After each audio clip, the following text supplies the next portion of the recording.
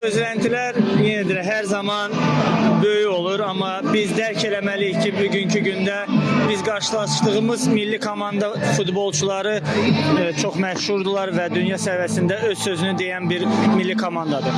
Amma ona baxmayaraq biz dəfələrlə bu arenada həm milli olaraq, həm klub olaraq, həm Qarabağ olaraq bunu sübut eləmişik ki, hər bir rəqibə qarşı oynamaq olar.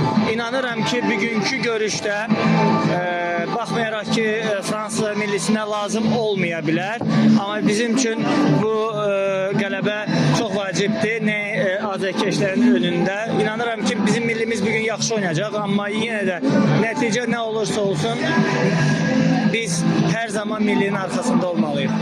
Mən onu deyə bilmərəm, səhv nədədir? Səhv ümumiyyətlə Azərbaycan futbolunda çox böyük səhvlərimiz var. Ona görə də hələ də biz yuxarı pillələrdə qərarlaşa bilmirik.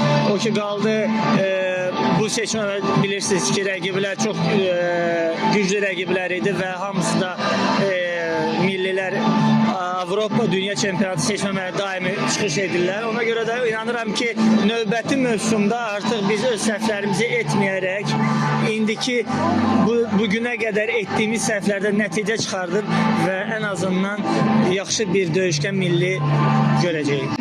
Yeni nəsil gəlməlidir, futbolçular dəyişəcək, ona görə də vaxt var.